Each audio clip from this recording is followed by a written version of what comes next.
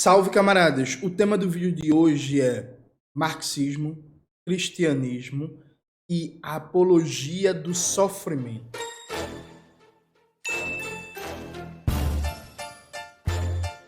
Antes de começar propriamente o tema do vídeo do canal, quero muito agradecer a você que ajuda a manter e melhorar nosso canal a partir do Apoia-se. Seu apoio é fundamental para a gente continuar o nosso trabalho. Se preferir o Pix, ele aparece aqui como QR Code na tela durante todo o vídeo. Note, uns anos atrás eu lancei o vídeo que talvez seja o vídeo de maior repercussão mundial do meu canal, né? O vídeo Marxismo Ocidental, Fetiche pela Derrota e Cultura Cristã. O texto desse vídeo foi transcrito, né, em português, depois foi traduzido para o francês, para o alemão, para o italiano, para o espanhol, para o inglês, para o húngaro, russo. Irmão, eu já vi esse texto ser publicado em mais de 10 países, assim. Aí fez muito sucesso. E aí nesse vídeo, eu argumento o seguinte, por mais que o marxismo tenha uma cultura laica, uma cultura ateia, a gente tá no Ocidente. Né? E aí, a instituição mais duradoura, mais sólida e mais eficácia ao longo da história do Ocidente é o cristianismo e a Igreja Católica e em seguida a Igreja Protestante. Veja, antes de existir Brasil, existe Igreja Católica no que vai ser o Brasil. Isso vale para todos os países, por exemplo, da América Latina. Antes de existir a Europa, que a gente conhece como hoje, existia a Igreja Católica e o cristianismo. O cristianismo, ele é algo que está enraizado na cultura dita ocidental, né? E aí, veja, por mais que a gente não seja cristão, por mais que a gente não seja católico, por mais que a gente não seguir pela igreja católica ou pelas igrejas protestantes, não dá para a gente achar que a gente está fora do arco de influência cultural, subjetiva e psicossocial da instituição mais sólida, mais duradoura e mais robusta da história do Brasil e do Ocidente capitalista como um todo, que é o cristianismo, né?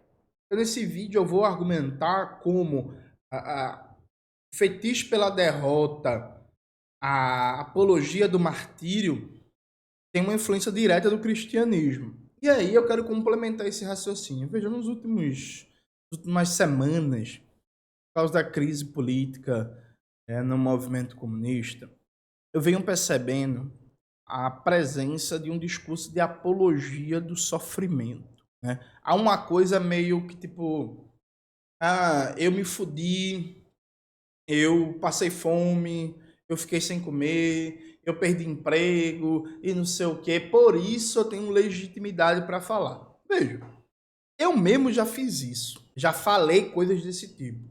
E eu também já me fudi muito, né? Quem é amigo, próximo, militou comigo na época, sabe, por exemplo, que eu fui expulso do mestrado e perdi minha bolsa porque faltei a uma aula e estourei o limite de falta para participar de uma assembleia na época da ocupação da UFPE. Então, assim, me fudi valendo. Fiquei sem fonte de renda, fui expulso do mestrado, foi uma briga para ser reintegrado.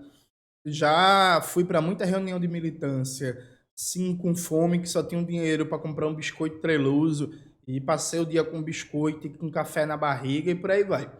Eu também já usei esse discurso, né, de uma espécie de legitimidade do sofrimento. Mas veja, gente, passado 10 anos de militância organizada e 12 anos me entendendo enquanto marxista, hoje eu tenho uma visão diferente sobre isso. Veja, ser comunista não é fácil.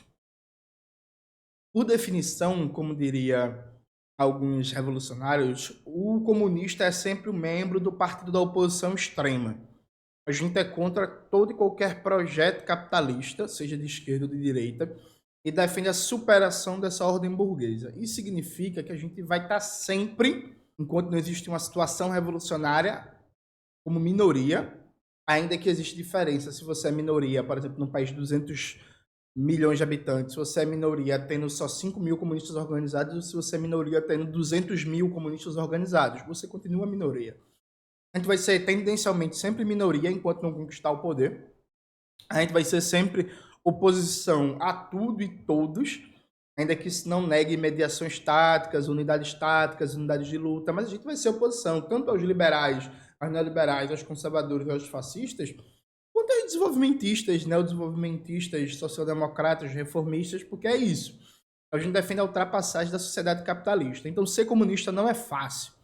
Especialmente numa sociedade que tem histórico muito grande de violência contra a militância política, contra a militância organizada, de uma sociedade que tem um grau de democracia burguesa, uma democracia burguesa muito autoritária, muito violenta, né? Então, as perseguições, não encontrar trabalho, assédio moral, até quem sabe, depende da cidade, agressões na rua e por aí vai.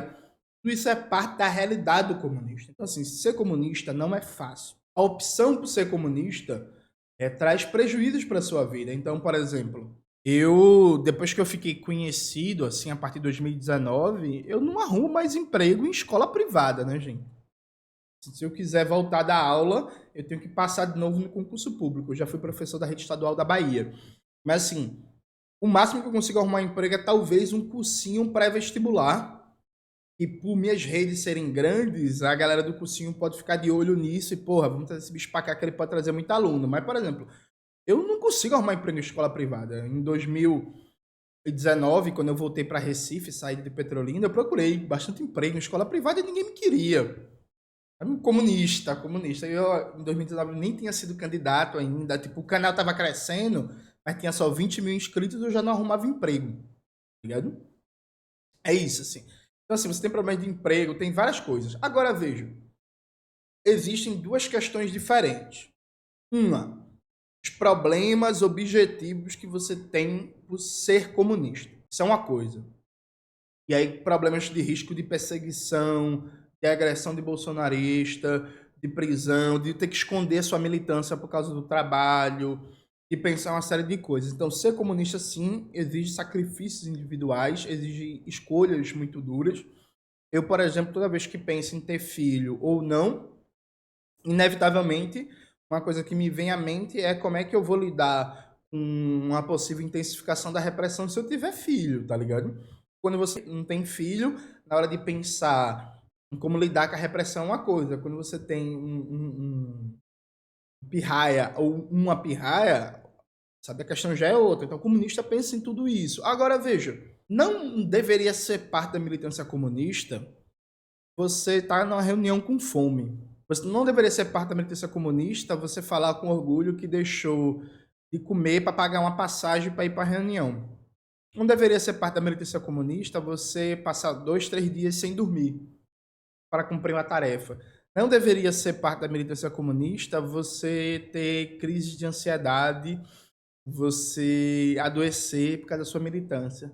Não deveria ser parte da militância comunista você suportar todo tipo de assédio moral, de humilhação, de engolir sapo dentro da reunião, dentro dos espaços da organização. Veja, tem coisas que são próprias de ser comunista na sociedade de capitalismo independente e não tem o que fazer. Então, por exemplo, eu botei na capa desse vídeo a foto do Pinheirinho. Por que eu botei essa foto? Gente, a ocupação do Pinheirinho e a resistência ao massacre do Pinheirinho, perpetrado pelo senhor Geraldo Alckmin, estar ali naquele espaço necessariamente significava desconforto, significava tensão, significava preocupação, significava abrir mão de certas comodidades do dia a dia porque estava numa tarefa de militância. Então, aquilo ali objetivamente exige algumas coisas, percebe? Então, eu lembro que quando teve a primeira ocupação do MTST aqui em Pernambuco, a ocupação Carolina de Jesus, eu estava lá junto com a galera da UJC no dia que ocupou o terreno. A gente foi para lá de noite e começa na madrugada, né? E aí, pô, é isso, né? Trabalho duro, foda, pouca iluminação, mola da porra. Isso é parte da tarefa, tá? É normal, assim. Só que, veja, não é normal, por exemplo, o quanto eu, na minha vida de militante, fiquei com fome em reunião porque eu não tinha dinheiro e não existia uma dinâmica, uma estrutura coletiva para pensar, por exemplo, no almoço dos militantes. Não é comum, não é normal, por exemplo, a organização, quando vai fazer um espaço estadual, o espaço fica sempre na capital, que normalmente é no litoral, e aí os militantes do interior têm que tirar do seu bolso, dar um jeito para conseguir chegar no espaço. Não é normal você ir para uma tarefa nacional, um CONUNE, uma eleição sindical importante, alguma coisa assim, e você passar 3 dias sem dormir e você voltar fudido, quebrado, destruído e acabado, assim, sabe? Todas as vezes que eu fui pro Conune como estudante, ou pro Eni, o Encontro Nacional da Educação, eu voltava doente, acabado. Teve um Eni que eu fui, porra, eu passei na volta, né? Passei 10 dias doente, com febre alta, com a garganta fodida, porque foram 3 dias mal, sem dormir, num frio do caralho, sem estrutura, com pouca água, inclusive para tomar banho, uma mola da porra, indo de ônibus, voltando de ônibus, ia tipo assim, foram 3 dias lá, um dia e meio para ir, um dia e meio para voltar, comendo mal, né? Quando eu voltei com minha saúde acabada, veja. A cultura cristã, ela tem muito uma apologia do sofrimento, uma apologia do martírio. Sofrer é parte do seu processo de mostrar sua fé. Sofrer é parte do seu processo de mostrar a firmeza de sua crença. Percebe? Então tem uma clássica passagem da Bíblia em que, porra, eu acho que eu vou esquecer o nome. Acho que é Abraão, né? Acho que é Abraão, gente. E Deus pede para Abraão matar o filho dele, porra. Aí para provar fé, tá ligado? E aí, bicho, nas últimas horas assim deu, ei, pegadinha do malandro, ei, não é para matar não e tal. Mas você tem que sofrer, matar seu filho para provar sua fé. Tem outro episódio da Bíblia que eu acho que é Jó, acho que é Jó, e o Jó, porra, come o pão que o diabo amassou, sofre pra caralho, não sei o que, pra ver se ele não renega Deus. Enfim, a Bíblia tem vários episódios em que suportar o sofrimento é tomado como prova da fé, prova da convicção, prova da sua firmeza ética e de caráter. Isso está muito associado também às organizações políticas, né? Há sofrimentos que são inevitáveis, então não tem como você ter conforto quando você vai fazer uma ocupação urbana. Não tem como você garantir uma situação tranquila e tal quando você está ocupando o órgão público e a polícia cerca e vem um buruçu suave. Não tem como você evitar problemas quando você está num ato de rua, a polícia ataca, começa um quebra-pau gigantesco e o bicho está pegando. Tranquilo. Só que há vários elementos de sofrimento, de degradação de suas condições físicas e mentais, que são por falta de planejamento, falta de uma política de finanças adequada, falta de uma divisão revolucionária do trabalho que funcione. Então, por exemplo, você está num espaço nacional, você passa 2 dias sem dormir seguidamente para cumprir a tarefa, tem um problema na divisão interna do trabalho. Não é possível que não tenha uma pessoa para render você, para você conseguir tirar umas 6 horas de sono, tá ligado? Tipo assim, tem um problema ali. Tem um problema quando, por exemplo, um militante fica o dia inteiro sem comer porque não tem dinheiro e não há uma política coletiva de pensar, porra, os militantes estão comendo, sabe? É um problema quando você fica enchendo um bucho de biscoito maisena e de café para tapear a fome. Isso já aconteceu comigo várias vezes. E aí, veja, eu falo isso, não é num sentido de que, ai meu Deus, como eu sofri, não sei o quê. Não, tipo, durante boa parte da minha militância, eu entendi isso como uma espécie de prova que eu sou comunista pra caralho. Tipo, caralho, eu sou muito comunista, eu sou foda e tal. Só que aí, bicho, nos últimos anos, né, a maturidade política e a convivência, inclusive, com minha companheira, com Mirella, que é alguém que sempre, desde que eu conheci ela, ela sempre criticou essa noção de militância enquanto sofrimento, né?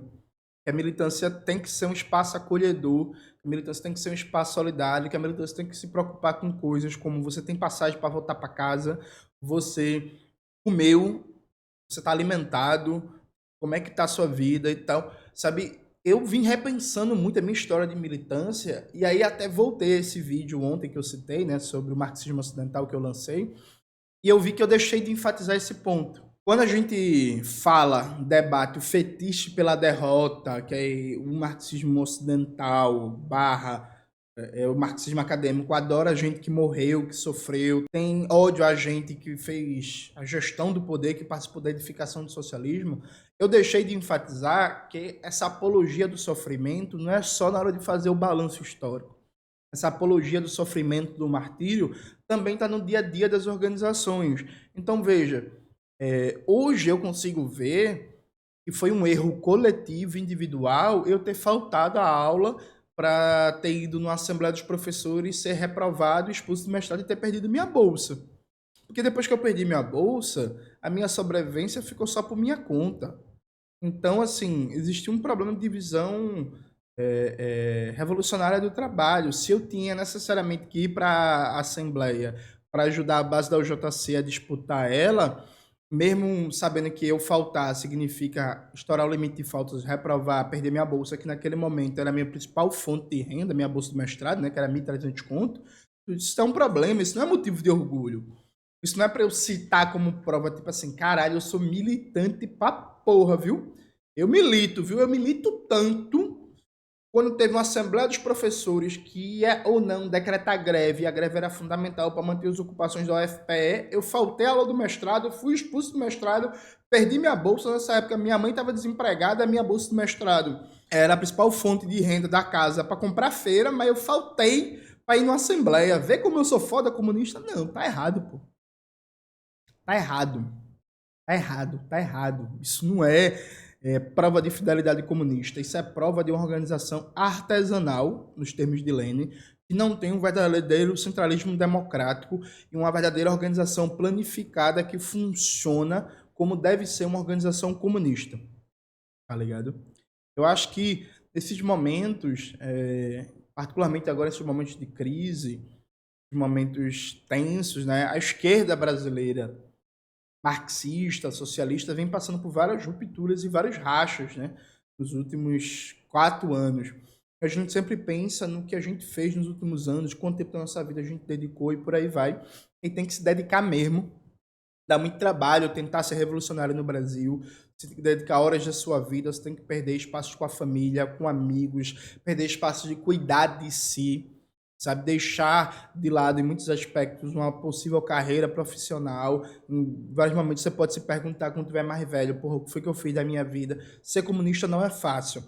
Só que há uma dose suplementar a mais de sofrimento, de angústias e de dores que acabam sendo justificadas a partir de uma cultura do martírio, martírio como prova de fidelidade e como prova de convicção, que é um contrabando da cultura cristã que a gente normaliza. Então, assim, gente, concreto e objetivamente, a gente tem, sim, pensar enquanto organização política como reduzir o sofrimento dos militantes. A organização política ela tem um papel, sim, de buscar criar ajuda, formas de ajuda para quem não consegue pagar a passagem. Ela tem que se preocupar se a pessoa está voltando de uma reunião, de uma atividade a pé, andando 4, 5, 2, 3 quilômetros, porque quer economizar o dinheiro da passagem, porque isso pode fazer falta para o almoço de amanhã.